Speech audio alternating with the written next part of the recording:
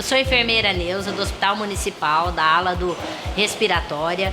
Nós estamos aqui trabalhando para que vocês fiquem em casa com segurança, com saúde na sua família. E se vocês estarem precisando de algum atendimento, que liguem, que fiquem nas suas casas, não saiam, só saiam se for extremamente necessário. Hashtag Fique em Casa Foz. Fique em Casa Foz! Prefeitura de Foz do Iguaçu.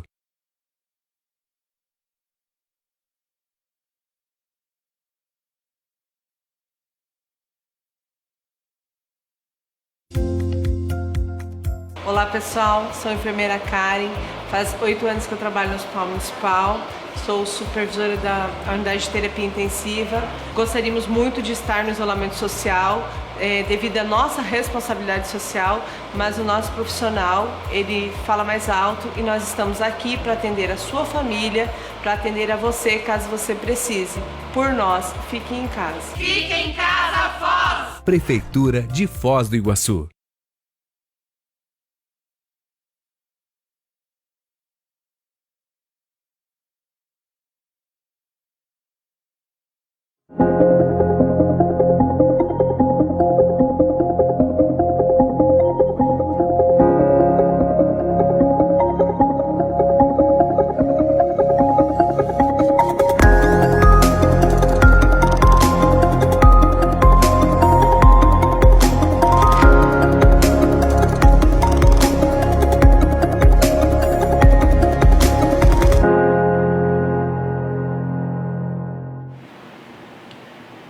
Boa noite.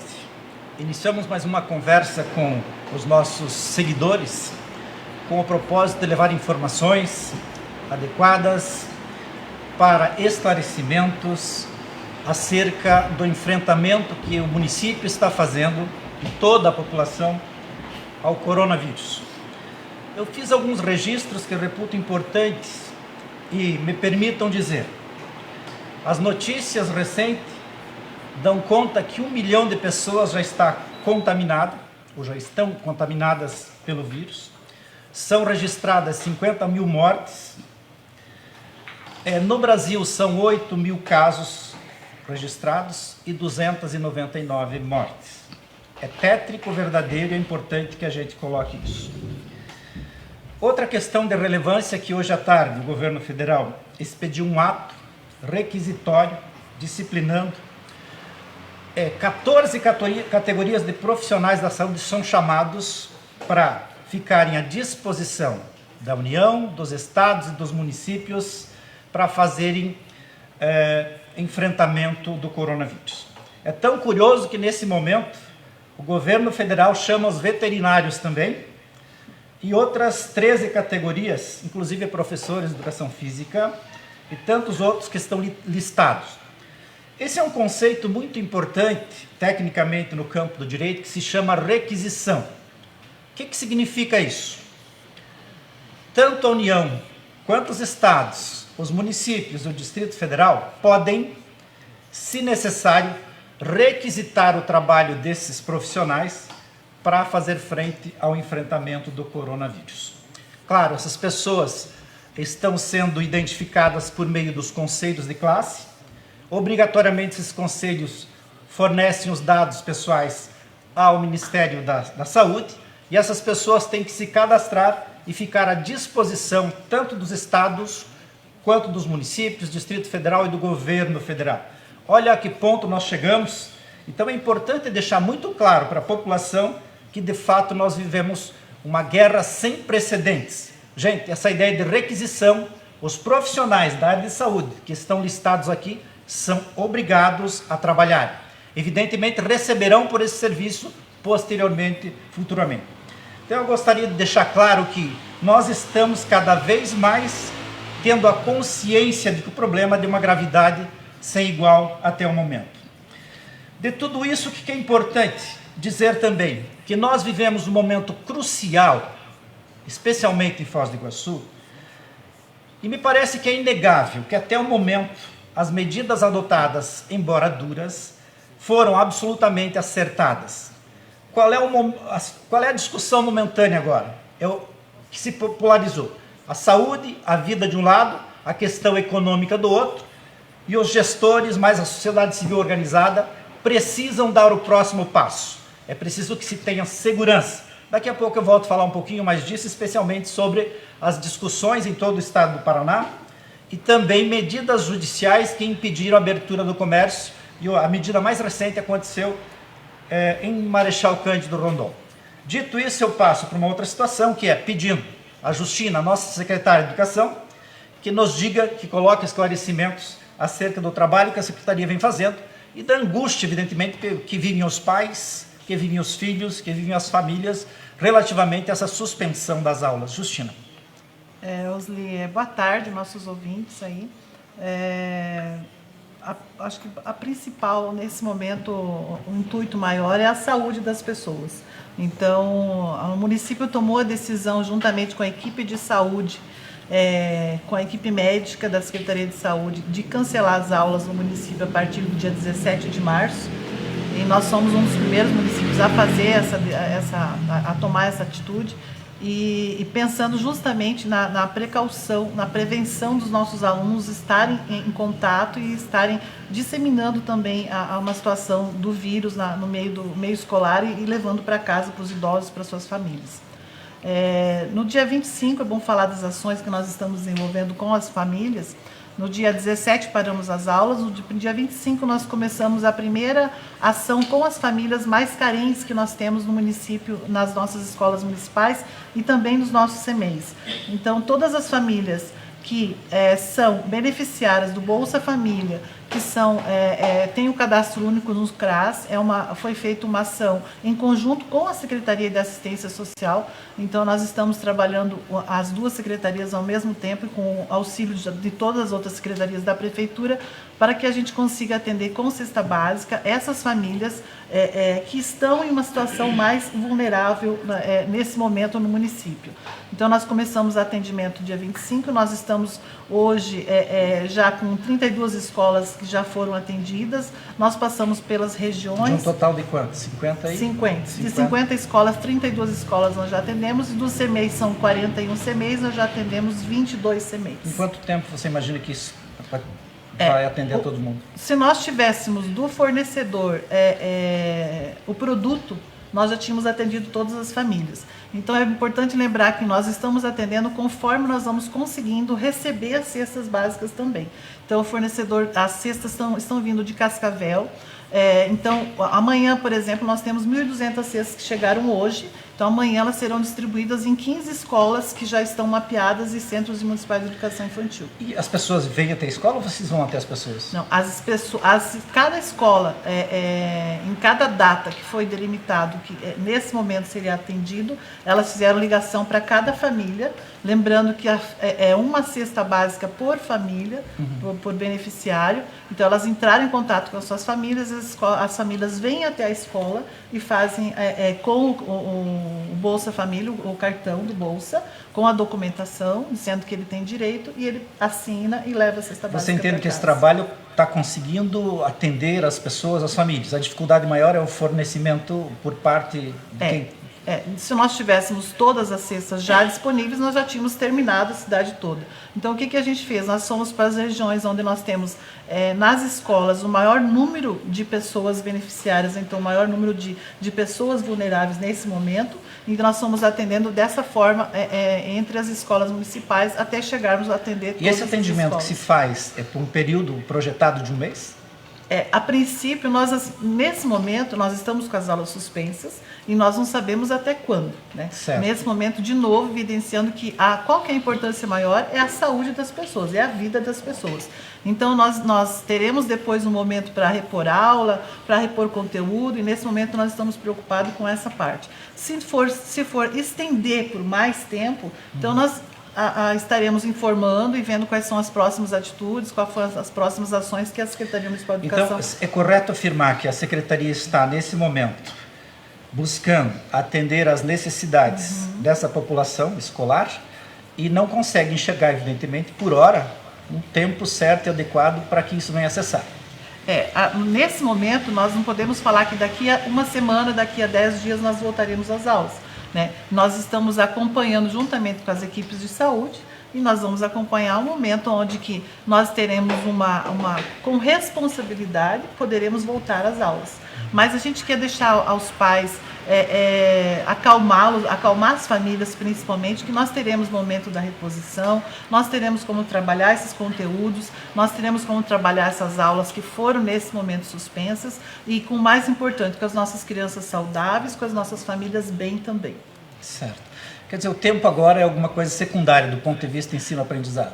Eu acho que nós colocamos até na página da Secretaria Municipal de Educação algumas atividades que os alunos eles possam desenvolver em casa, atividades de leitura, atividades que venham a auxiliar para que eles não fiquem sem nada para fazer nesse período, atividades também de auxílio do professor, de leitura para o professor. Os professores estão o tempo todo acompanhando também, estão postando materiais na área de informática, na área de ciência, de português. Nós vamos ter agora um projeto que começa amanhã, que chama Na Escola Tem História. Então, segunda, quarta e sexta, às 17h30, já divulgando toda segunda, quarta e sexta, às 17h30, Na Escola Tem História, na escola e no CEMEI.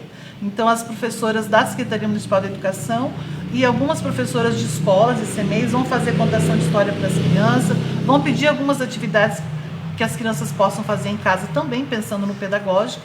E dessa forma a gente vai interagir com as famílias. E acessa por onde? Pela página do Facebook na Secretaria Municipal de Educação. Algo mais a acrescentar? Eu acho que é pedir aos pais que acompanhem seus filhos em casa, que façam as leituras, que principalmente deixem-os nesse momento em casa, né? Eles não estão de férias, eles estão no momento numa situação bem mais grave, bem mais séria. Então, a suspensão das aulas foi para que eles tivessem esse momento em casa, que não propagasse mais ainda o vírus no nosso município. Então, que é para esse intuito que a gente dispensou as aulas que nós suspendemos. Certo. E quanto a essa assistência, seguramente vocês estão projetando pelo tempo necessário. Quer dizer, não é curto prazo de tempo. Até esse momento, nós estamos fazendo uma parceria, a pedido até do nosso prefeito, Chico Brasileiro, com a assistência social para que fizesse esse atendimento com as nossas famílias do Bolsa Família. Então, nesse momento, nós estamos fazendo dessa forma. Se vem uma outra orientação do governo federal, do governo estadual, com outra situação, a gente vai acompanhando e vai fazendo de uma outra adequação, de uma outra forma que seja necessária. Ok, então Justina, Secretaria de Educação, eu sei que estão trabalhando a braços dados com a Secretaria de Assistência, com Elias, né? Isso. Me parece que nesse momento as coisas estão sob controle, evidentemente que há uma tensão, né? Me parece que vocês também sentem isso lá das famílias, dos pais, dos alunos, mas nós temos que suportar. E lembrando, Osli, que nesse momento as nossas escolas também estão fechadas, então se os pais precisam de algum atendimento, as escolas disponibilizaram os seus telefones. A Secretaria Municipal de Educação também está fazendo atendimento via online, por telefone, por e-mail. Alguma necessidade de alguma família nós estamos atendendo, e é dessa forma que nós estamos trabalhando. Nossa equipe está toda envolvida na situação do atendimento com as famílias nesses locais, para que a gente possa, de uma certa forma, estar fazendo atendimento com as famílias e não colocando em risco também os nossos funcionários, os professores das escolas também. Porque o requisito é distanciamento, o trabalho não cessa. A gente pede, inclusive, em todos os locais que nós estamos fazendo a distribuição da cesta, esse cuidado com o distanciamento, esse cuidado na hora da entrega, que eles não levem as crianças, que não é preciso levar o aluno junto na hora de buscar a sua cesta básica, somente o responsável, a mãe ou o responsável que vá com a documentação para a escola ou para o CEMEI para buscar a sua cesta. Não levem os seus filhos. Nós tivemos famílias que foram a família inteira pensando que tinha que levar a criança, levar bebê. Não tem que levar, tem que deixar em casa. Quanto mais tempo ficar em casa, mais protegidos eles estarão. O menos é mais agora. Menos é mais. Obrigado, Justina. Muito obrigada. Vai lá, tá. Mara, por favor, vamos prosear aqui. Doutor Osli, só uma participação das pessoas aqui. Com a Justina? Isso. Senta, Justina. As pessoas estão indagando por que as cestas estão vindo de Cascavel. Pois não.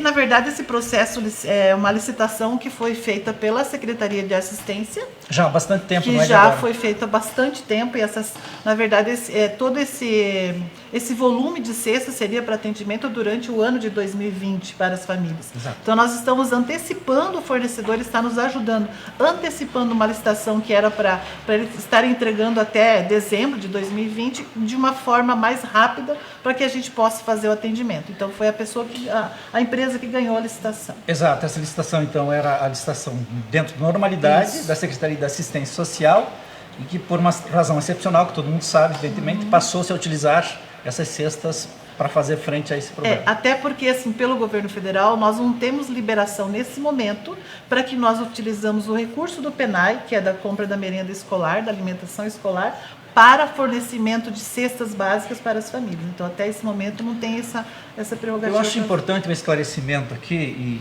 a equipe toda participou dessas discussões. Quando se precipitou esse problema, uma série vamos dizer assim, de condutas normais de cada gestor, de cada pasta, nós tivemos que modificar, né? Então, fazer o enfrentamento juntamente com as secretarias que estão à frente do atendimento social, ou com Elias, assistente social, educação, a própria Secretaria de Direitos Humanos. Então, nós tivemos que reinventar, vamos dizer assim, a gestão. E eu queria aproveitar para deixar claro aqui uma outra situação que houve um questionamento, decretação de calamidade. Esses decretos foram se sucedendo.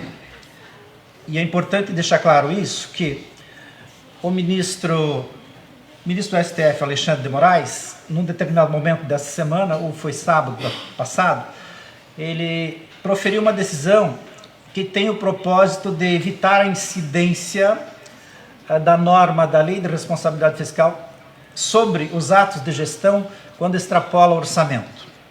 E aí, nesse momento, eu vou dizer uma coisa que eu sempre disse, quando falo do assunto. A gente não vai contaminar por política esse posicionamento de quem quer que seja. Isso aqui não é uma coisa para brincar com política. Cada um diz o que entender que seja o caso, mas tem que entender a parte técnica.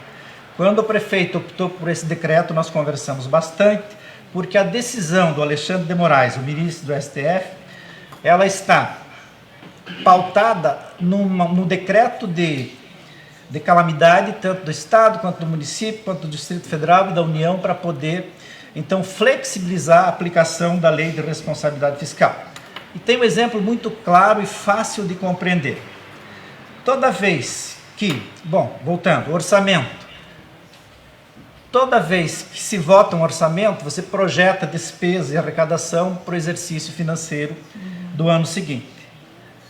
Numa situação dessa, não dá para imaginar que a normalidade possa estabelecer também do ponto de vista de orçamento. A Lei de Responsabilidade Fiscal apregoa que, ela diz que o gestor, quando vai criar uma nova despesa, portanto, que não esteja planejada no orçamento, ele tem que indicar uma fonte de recursos para suprir essa demanda nova. Se porventura ele não fizer isso, implica em crime de responsabilidade, está sujeito, evidentemente, à aplicação da Lei de Responsabilidade. E como é que você vai prever, numa situação tão excepcional quanto essa, com a retração econômica, as pessoas não conseguindo pagar o imposto, as pessoas não conseguindo colocar o pão de cada dia na mesa, não dá para acreditar em normalidade. Então essa decisão do STF deu a possibilidade dos entes da federação, estados, municípios, Distrito Federal e a própria União, de poderem os gestores fazerem a movimentação desses recursos existentes e eventualmente criarem novas despesas aproveitando já o orçamento existente e, portanto, não incorrerão em responsabilidade com a aplicação desse regramento. Então que fique claro que essa modificação excepcionalíssima, por isso justificando então o decreto de calamidade. E, gente, não é o decreto de calamidade por um desastre natural que a Defesa Civil faz um laudo, não é isso. Nós estamos falando de saúde e documentos que instruem um pedido dessa natureza é o documento da saúde, da vigilância e saúde do pessoal que cuida da epidemiologia. Isso aí. Então, obrigado. Dispensada de... Até mais. Mara, por favor.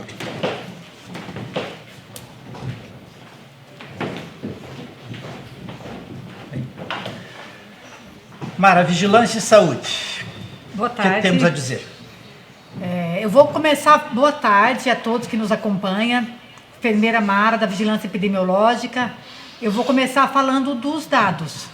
Acho que ele pode colocar o nosso boletim do município. né? Então, nós temos aí na tela, né? O Brasil eu vou passar um outro depois que já atualizou. Mas o Paraná hoje, ele está acompanhando 602 casos suspeitos. Que são esses suspeitos? São aquelas pessoas que procurou o serviço, é suspeito de Covid e coletou exame. Confirmado, o Paraná tem 229 casos, descartou já mais de 3.500 casos, e ali está 3 óbitos, mas atualizou, o Paraná está com 4 óbitos, aconteceu um óbito em Campo Mourão, e um total, então, de investigado agora de mais de 4.500.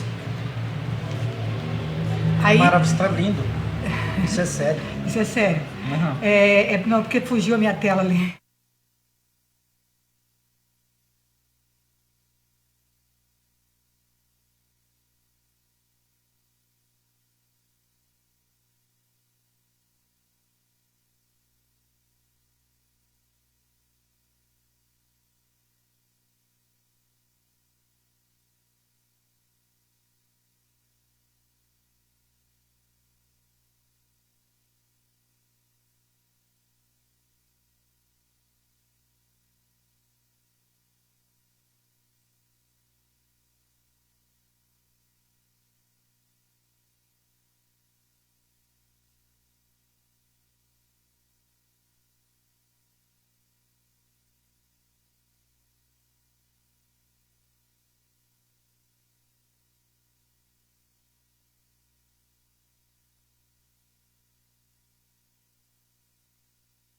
Período ainda dos 14 dias. E um caso, ele está internado na UTI do hospital particular aqui de Foz do Iguaçu. Aí nós temos aí uma outra tabelinha do Brasil, por favor. Só um minuto, nós tivemos um pequeno problema no áudio, gostaria que você repetisse a parte da tabela anexa. Então, repito sim. No Paraná, então, hoje a gente contabiliza 602 casos suspeitos, 229 casos confirmados, foram descartados mais de 3.600 casos, né? E ali consta nessa boletim 3 casos de óbitos, mas já são 4, porque aconteceu mais um óbito agora em Campo Mourão, que já foi divulgado. Em Foz do Iguaçu, nós estamos com 92 casos suspeitos. Então, esses suspeitos são aqueles que fizeram o exame, não chegou o resultado ainda. A gente está com 13 casos confirmados, foram descartados 148 casos que fizeram o exame e não era coronavírus. Não temos óbitos ainda em Foz do Iguaçu e investigamos até agora 253 casos. Embaixo ali na tabelinha, dos 13 casos confirmados, 9 já foram liberados do isolamento. O que significa isso? Já passou os 14 dias de quarentena, eles não têm mais sintomas, então eles já estão liberados, eles já não têm mais sintomas da doença, já estão recuperados. 3 permanecem em isolamento domiciliar, que é aquele período ainda de 14 dias, eles não cumpriram ainda. E nós estamos com um caso internado na UTI de um hospital particular. Aí tem uma tabela do Brasil, se for possível colocar, eu vou comentar. Esse, então, é a situação do Brasil hoje, né?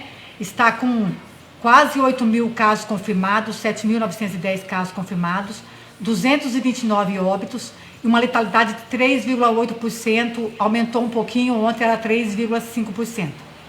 Então, só reforçando aqui, o doutor Osli falou, né, que nós estamos enfrentando uma doença nunca vista na saúde pública do Brasil e do mundo, um vírus que tem um poder de contágio uma velocidade muito rápida. A gente percebe um aumento dos casos no Brasil e nós, aqui em Foz do Iguaçu, também nossos casos estão aumentando de forma gradativa e é o que nós esperamos com as medidas que estão sendo tomadas. Acontece que nessa situação a gente tem vou dar um exemplo, por exemplo, de Milão, né, que o prefeito de Milão, ele foi se desculpar com a população que ele demorou muito para tomar as medidas de isolamento social. E com isso, quando ele resolveu tomar as medidas, eles já tinham muitos casos, né, e o contágio já estava muito grande. Hoje eles já contabilizam quase 5.000 óbitos. E ele foi se desculpar com a população. Aí eu dou o exemplo de Foz. Né? Às vezes a gente recebe críticas, né, e comentários na rede social que a gente está com uma situação tranquila. A gente está com poucos casos confirmados, a gente está com um caso internado e é isso que nós esperamos. Quando a gente faz um serviço, nós começamos as medidas de isolamento social cedo. O primeiro decreto foi dia 17, que já cancelou as aulas e os eventos, né? Dia 19 já foi o segundo decreto, que já fechou praticamente, ficou só os serviços essenciais. O nosso primeiro caso confirmado foi dia 18. Então, o que a gente percebe? A gente conseguiu proteger a população que tem o maior risco de morrer com essa doença, que são os idosos e os doentes crônicos. Então, hoje, se vocês for ver os dados nossos, a gente vai trazer num outro momento as tabelas para apresentar. O nosso número de casos confirmados são adultos jovens. 85% dos nossos casos confirmados, eles são de viagens. Então, eles vieram para cá doentes já. Né? E 15% foram contatos com quem estava doente. Então, a gente está conseguindo ter uma boa situação justamente porque a gente está com as medidas, né, de isolamento social, todo esse serviço, todas as frentes se apoiando para ter esse resultado. Mara, tem uma questão aqui que me deixa curioso, porque de vez em quando esse assunto bate. Uhum. Nós temos um tempo que precisa para aproximar da realidade desses exames. Os últimos exames que foram apurados, essas coletas foram feitas quando? O Laboratório Central do Estado ainda é o responsável por isso. Nós não estamos produzindo exames aqui ainda, na região, não. A gente sabe mais ou menos quando isso vai acontecer, não sabe? Então, nós agora já temos alguns laboratórios aqui particulares que já estão fazendo exame pela rede particular. Quando o paciente procura diretamente o laboratório, eles nos notificam que está acontecendo. E vocês aceitam esse resultado? Se o laboratório é cadastrado pelo serviço público, nós aceitamos. Né? Porque, então, na verdade, os laboratórios particulares estão obrigados a comunicarem vocês, né? São obrigados. A gente controla tudo isso. Então, por exemplo, nós temos um laboratório aqui particular que coletou exames e ele mandou para o Pardini, Hermes Pardini, em Minas. E os 3 desses exames que eles coletaram veio positivo. O Hermes Pardini é um laboratório que ele é autorizado pelo sistema de saúde a fazer esse exame, então não precisou confirmar pelo LACEN. Mas se é feito num laboratório que não tem a credencial, aí nós temos que fazer a confirmação pelo LACEN. O LACEN, ele teve como teve muitos casos aí no Paraná todo, nós tivemos um período aí que estava demorando 12 dias para chegar os resultados. Uhum. Então isso atrasou um pouco a nossa análise. Os últimos resultados agora já está vindo com 4 dias. Tem alguns exames que coletou no começo que ainda está aguardando o resultado do exame. A gente tem alguns resultados que saíram recentemente e tem alguns que coletou já faz mais tempo e não tivemos o resultado. Esse mais tempo quanto? Mais tempo nós temos resultados aí de 10 dias ainda aguardando. Por que eu estou insistindo nessa questão? Porque quando são apresentados os números, nós temos que saber de quando são essas amostras. Porque nós temos um lapso temporal aí que engana a gente. Então nós precisamos aproximar da realidade esses exames, as amostras serem recentes, e se nós tivermos, como vamos ter em algum momento próximo, os exames sendo feitos por aqui, Isso. me parece que o LACEN vai ficar para nós desnecessário, porque eu acho que as demandas todas poderão ser atendidas por aqui. Tem 2 situações, Osli. Então, assim, a demanda que nós vamos fazer aqui é o município que vai fazer por conta. Agora, nós temos, é muito dinâmico o protocolo que o Ministério libera e que o LACEN daí acata em relação ao caso suspeito. Até ontem, quem que era um caso suspeito que a gente coletava exame? Era aquela pessoa que tinha sintomas de gripe e que viajou para locais onde tem a disseminação já que está acontecendo, né, a transmissão comunitária. Então, São Paulo, Rio de Janeiro e outros países. Ou então, ele tinha contato com um caso positivo. Então, só essas pessoas que coletavam o exame. Se ele estava com caso de gripe, mas não viajou, não coletava, a não ser que fosse profissional de saúde das Forças Armadas. Agora, o laboratório do Estado, ele já mudou o protocolo. Ele vai coletar só para os casos graves. Significa dizer que a amostra será muito mais restrita e pode ser enganosa também, mais ainda. Então, por isso que o nosso município já está se organizando para estar coletando dos casos que têm síndrome gripal, e para isso, então, a gente está se organizando com os kits de exame, que eles não são feitos aqui, tem até algumas partes que vêm do exterior. Então a gente está adquirindo esse material para poder fazer os exames aqui dos casos leves e mandar para o Laboratório Central do Estado aqueles casos que eles vão estar solicitando. Então a gente vai ter dois locais fazendo exame, o ACEM e o município. Mara, eu tenho uma curiosidade. Você apontou números ali de pessoas que passaram por esse processo, estão vivas da Silva, se curaram. Vocês acompanham, monitoram esses casos, certo? Por 14 dias. Tá, e essas pessoas que passaram por esse processo, os sintomas, o grau de sofrimento, consegue medir isso? Não? Então, tem um grau assim de sofrimento emocional muito grande nas pessoas e nas famílias, por conta de que é um vírus muito novo, ninguém sabe muito ainda a evolução, e o medo também, né? De saber fisicamente. Da forma grave. Os sintomas que as pessoas apresentam, os mais comuns são febre, tosse seca, é uma tosse muito seca que a gente faz um monitoramento por telefone. Porque as pessoas ficam em casa, como não há medicação, elas entram nesse processo aguardando o tempo passar, isso? Isso, elas ficam em casa, elas são monitoradas diariamente por nós da vigilância, a gente vê o quadro clínico, se for preciso, se ela estivesse agravando, ela é encaminhada para o serviço de saúde para fazer o atendimento e se for necessário, ela é hospitalizada. Essas 13 pessoas, exceto um que está hospitalizado, então 12, elas não necessitaram ser hospitalizadas.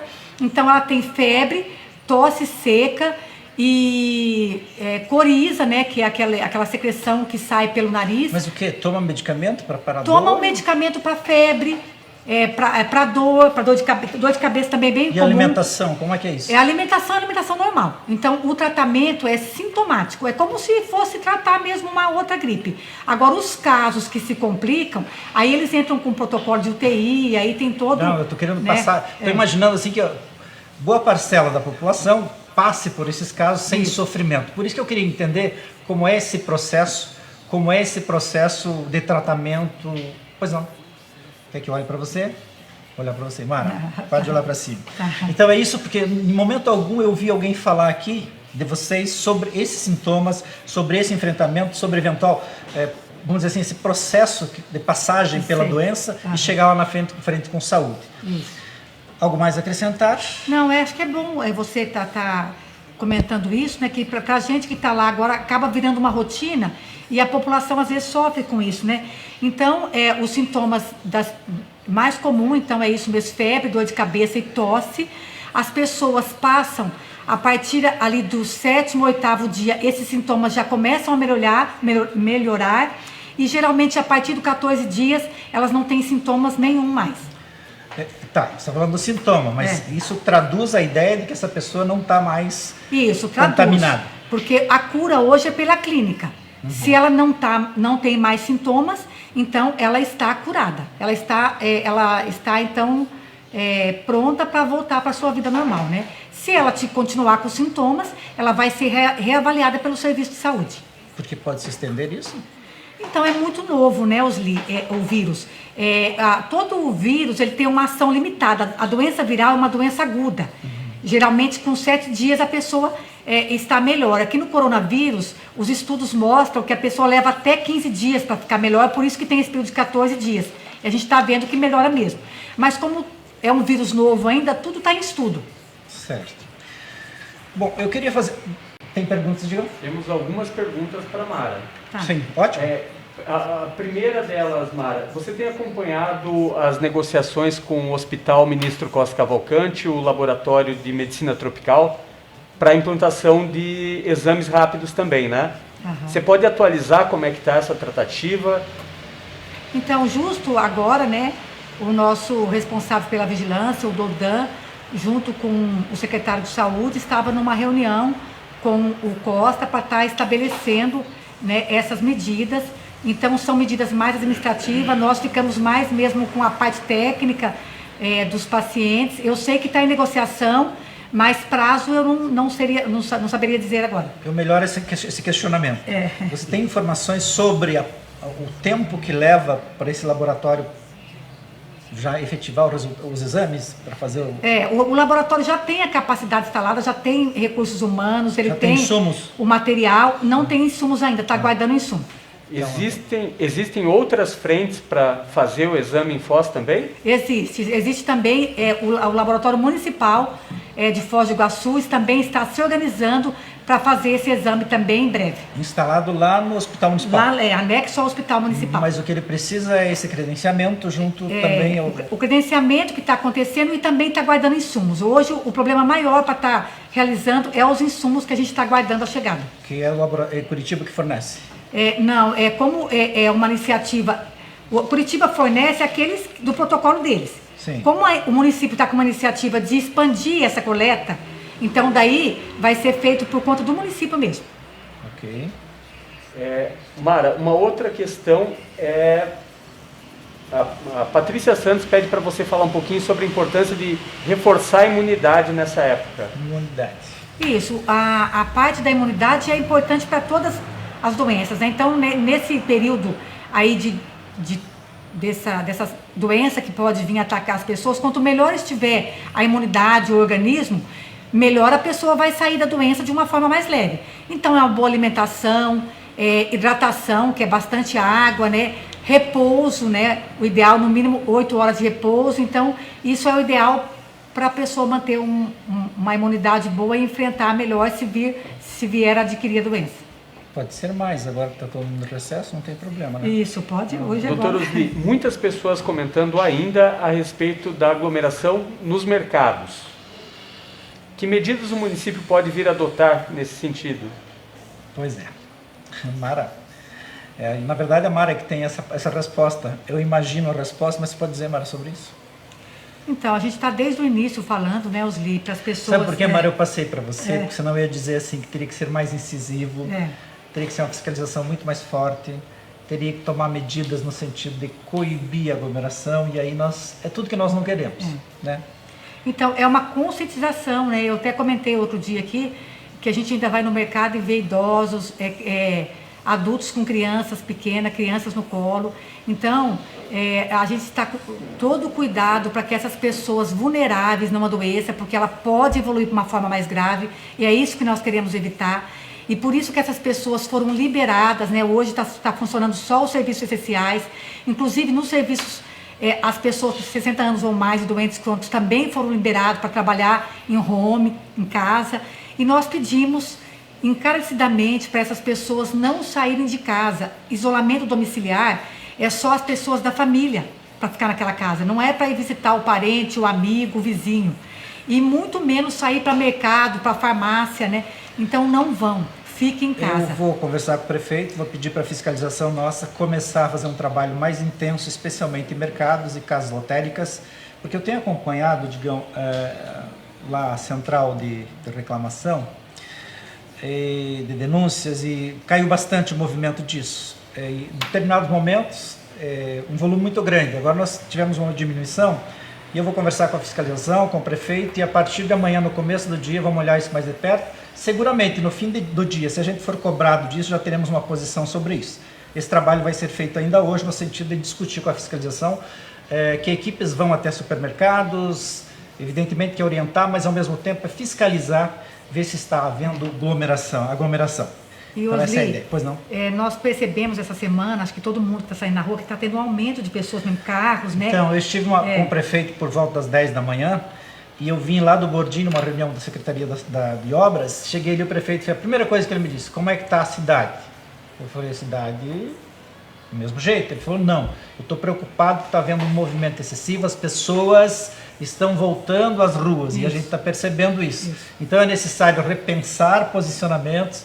Nós vamos entrar agora no final de semana, é mais um motivo para a gente se recolher e ter paciência, mas de fato as pessoas não estão acreditando. Agora tem que entender o que está acontecendo. Essas medidas que foram tomadas naquele momento pretérito que a Justina falou, surtiram os efeitos, ainda bem que surtiram. Só que isso nos dá uma falsa sensação de segurança e de normalidade.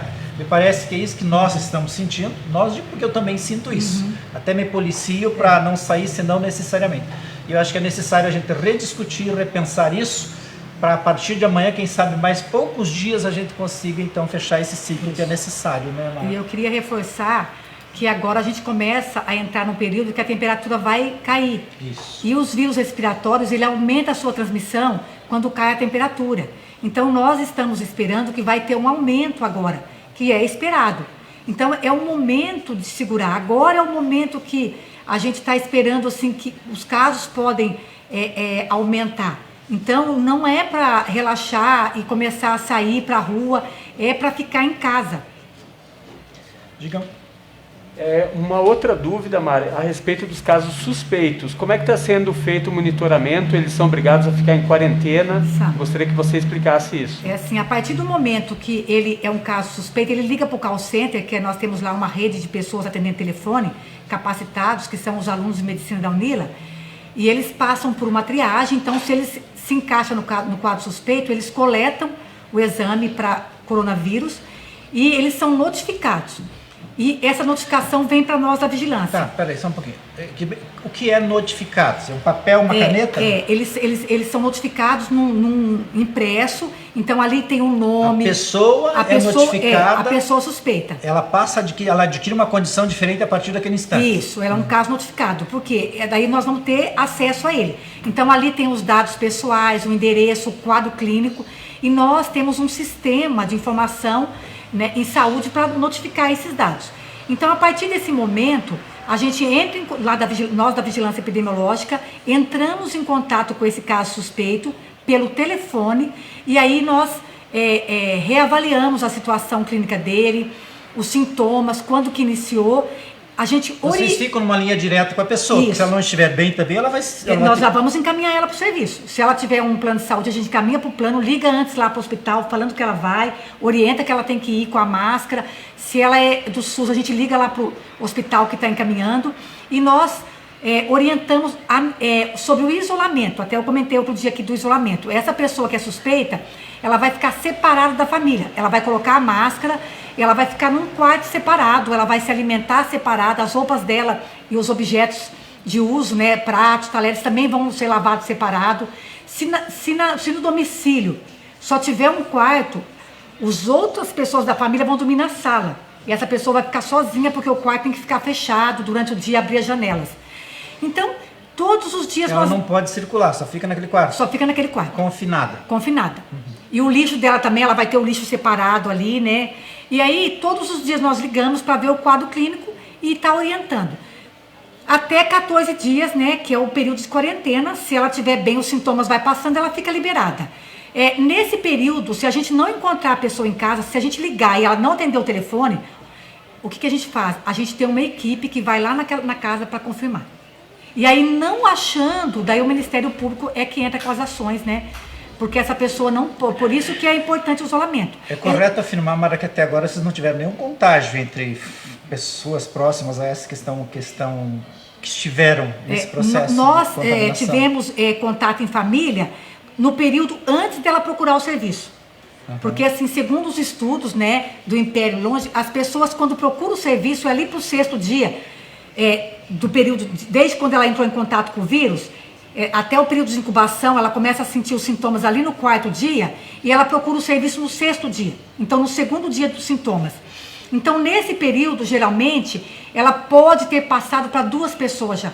Essa é uma estatística que existe, né, dos estatísticos aí da ciência em que coloca isso.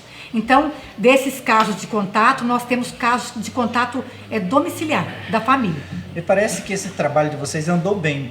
Tanto que eu não sei se a informação está ali embaixo. O pessoal que precisa do serviço vai entrar em contato com esses telefones aí, né? Tem funcionado bem isso. Esse telefone aí é o do call center, tá funcionando muito bem. Inclusive agora, eles aliaram com a telemedicina. Então, que é isso? A telemedicina é feita uma consulta com o médico pelo telefone. Abre o prontuário do paciente, porque o que nós não queremos? Que o paciente vá se expor no serviço de saúde se ele não tem necessidade. Se expor e ao mesmo tempo pôr em risco de contaminação aos demais. Se ele tiver com a doença e for um caso leve, ele não precisa ir no serviço, porque ele pode passar para outros lá. E se ele não tiver com o coronavírus, for só uma gripe sazonal, ele pode se contaminar lá. Então, se o quadro dele é leve, então ele vai ser atendido pela telemedicina, vai receber o atestado por e-mail e vai ficar em casa. E aí, eles esses telefones aí, notifique e passe para nós, que nós passamos a monitorar esse caso. Aquele paciente que os sintomas dele pode evoluir, ele pode ficar com falta de ar, que é um dos sintomas que é grave, aí nós vamos encaminhar ele para o serviço de novo, para ele ser então avaliado pessoalmente por um médico. É aí a questão desesperadora que tanto se fala no respirador, é isso? Isso. Quando a pessoa evolui, fica sem capacidade respiratória, é isso? Ela fica com dificuldade para respirar, daí pode entrar pouco oxigênio, daí tem que entrar com uma ventilação mecânica para oxigenar melhor ela. Digo. Lembrando, Osli, que hoje também nós temos uma mega operação de segurança, né, para fazer a vistoria nos bairros, e aproveitar para responder por que o Exército ainda não está nas ruas. Você pode nos esclarecer? Parece que até agora não houve a necessidade, não houve a provocação, que me conste, não houve o pedido ao Exército para estar nas ruas. Porque há uma certa normalidade, evidentemente que nós temos problemas sérios, mas o que eu senti, participei de 2 reuniões, mais uma operação, todas as forças estão unidas e à disposição do poder público para fazer esse enfrentamento. Não me parece que seja o caso de pensar em exército na rua, pelo menos até agora. Parece que a gente está com uma certa normalidade e as forças somadas estão dando conta desse trabalho que é necessário fazer. Lembrando que eles estão atuando nas pontes, né? Sim, o aeroporto, o Exército está ajudando nas pontes e institucionalmente o Exército já ocupa espaços nas fronteiras, evidente, para ajudar nesse trabalho. Cooperação total e absoluta. E é uma das coisas mais bacanas que eu assisti durante esse tempo da minha participação nessa jornada aí na administração. Foi nesse momento quando se nota que todo mundo senta, todo mundo discute soluções. Eu participei de uma reunião bem tensa até, lá na Guarda Municipal, quando o Ministério Público Federal recomendou ao município, recomendou à Receita, recomendou à Anvisa, à Infraero, que tomassem providências em relação às entradas e saídas do Brasil, pelo aeroporto e nas 2 pontes. Eu cheguei assim, eu conduzi parte da reunião e estava meio desesperançado com o que estava acontecendo. Eu vi a posição da Infraero reclamando de escassez de pessoal, de dificuldade, a Anvisa com pouca gente. Daí a coisa foi evoluindo de tal forma que a gente chegou ao final da reunião. Inclusive, eu fiz questão de chamar a 9ª Regional de Saúde. A moça veio no meio da conversa e ajudou. No dia seguinte já estava o Estado do Paraná junto com o nosso pessoal, mas o pessoal da Unila nas pontes. Então eu senti ali que a cooperação com pessoas bem intencionadas, pessoas qualificadas, arrumamos solução sim. O Exército estava lá, se dispôs a ajudar e já estava ajudando e passou a trabalhar ainda mais nesse conjunto aí. Eu acredito que são essas as principais questões de hoje, Osli. Mara, alguma ponderação final? Eu queria aproveitar para agradecer o apoio que nós temos recebido dos voluntários, dos acadêmicos, das universidades públicas, particulares. Então tem sido fundamental nesse momento de enfrentamento o apoio dos voluntários. Muito obrigada. Eu fui chamado também para essa conversa em razão de algumas decisões judiciais que discutem a validade de decretos e a oportunidade desses decretos de reabertura do comércio. E nós vivemos em Foz do Iguaçu um momento muito importante naquilo que eu já dizia. A gente vive uma certa normalidade, uma sensação de segurança, está caindo o mundo no mundo inteiro e parece que a gente está numa situação bem aceitável. Haja vista esses números que foram passados pela Mara.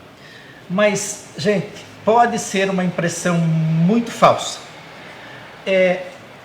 Houve uma decisão judicial por conta de uma ação civil pública que o Ministério Público moveu em Marechal Cândido Rondon, que ataca um decreto expedido pelo prefeito para a abertura do comércio no dia de amanhã. Essa decisão está circulando pelos meios aí de comunicação, mas a essência dessa discussão não é a justiça quem tem que dizer as condições a serem observadas, ou pelo menos se estão presentes as condições a serem observadas, para se autorizar, mesmo que de forma gradual, a reabertura do comércio, enfim, das atividades, estou falando de economia como um todo. Seguramente, quem dá a diretriz para o gestor, para o prefeito, são as pessoas que entendem de saúde, que vivenciam a saúde, que fazem a gestão da saúde. E nesse caso, especificamente, em Rondon, houve um entendimento por parte do Poder Judiciário na provocação do Ministério Público que era temerário a reabertura do comércio, das atividades, enfim, porque não tinha embasamento técnico. E posso assegurar, com toda certeza, que é isso que o prefeito de Foz do Iguaçu está buscando nessa discussão que tem feito com a CIF e com a sociedade organizada. A gente reconhece o momento complicado para trabalhadores, as dificuldades, tem pessoas que não têm o alimento de cada dia, mas sabemos também que o município está fazendo um esforço grandioso para atender essas pessoas. Sabemos que existem parcerias com entidades, a Caritas, parece que o COPEF está nisso, o Exército está trabalhando, recebendo alimento para distribuir. Quem quiser ajudar, pode ajudar por esse canal. Doação de produtos de limpeza, doação de alimentos, tem conta para repassar recurso financeiro também. Mas eu queria deixar muito claro que essa ideia, o que a gente tem que buscar enquanto sociedade, enquanto comunidade, é o interesse e o bem comum. É muito difícil o equilíbrio. Temos uma recomendação em Cascavel do Ministério Público ao prefeito daquela cidade que anunciava a possibilidade de flexibilizar as atividades, e vai ter que acontecer isso um dia. A questão é em que momento vai acontecer. Então, o Ministério Público em Cascavel dizia a ele que não desse um passo, e não deu, sem o devido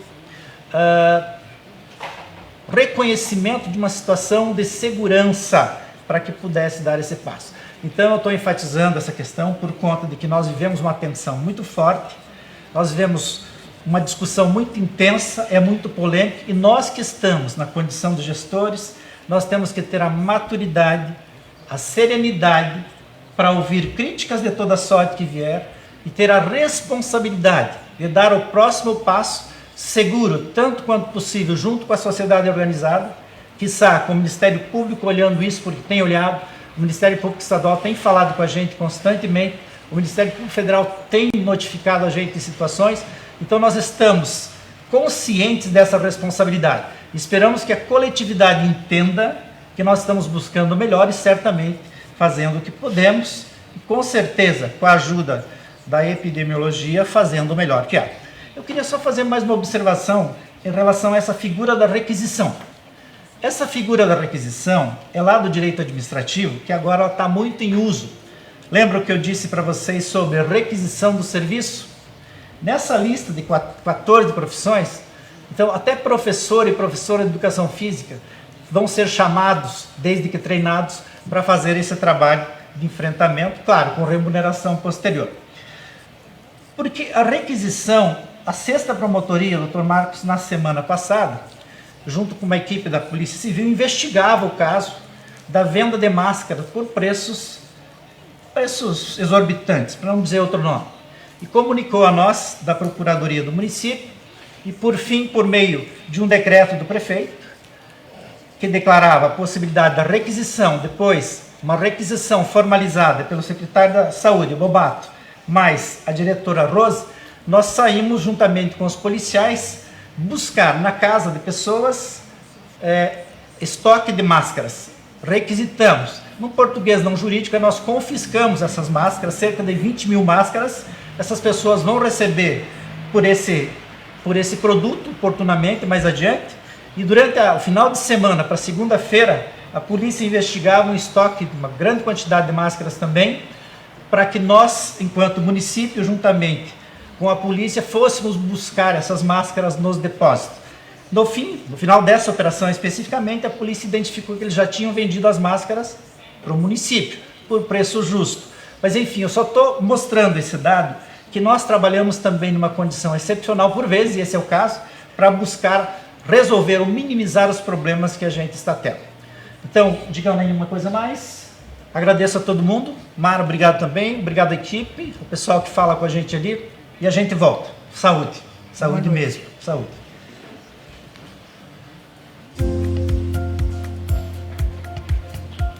Eu sou a enfermeira Neuza, do Hospital Municipal, da ala do Respiratória. Nós estamos aqui trabalhando para que vocês fiquem em casa com segurança, com saúde na sua família. E se vocês estarem precisando de algum atendimento, que liguem, que fiquem nas suas casas, não saiam, só saiam se for extremamente necessário. Hashtag Fique em Casa Foz. Fique em casa, Foz! Prefeitura de Foz do Iguaçu. Olá pessoal, sou a enfermeira Karen, faz 8 anos que eu trabalho no Hospital Municipal, sou supervisora da Unidade de Terapia Intensiva.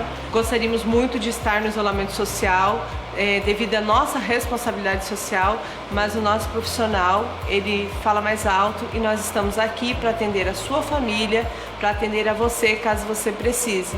Por nós, fique em casa. Fique em casa, Foz! Prefeitura de Foz do Iguaçu. A Prefeitura de Foz já está fazendo a sua parte e você também pode ajudar. Doe alimentos no Batalhão do Exército para que eles cheguem a quem realmente precisa. E na última quinta-feira nós lançamos uma campanha para arrecadar alimentos e material de limpeza para que nós possamos atender as famílias mais necessitadas do município de Foz do Iguaçu. Agora nós estamos aqui no batalhão, onde toda essa arrecadação está sendo feita, né? As pessoas estão doando aqui nesse espaço e a partir de agora nós já estamos iniciando a organização para a entrega desses alimentos. Nós temos 2 frentes no momento. A Secretaria Municipal de Educação, em parceria com a Assistência Social,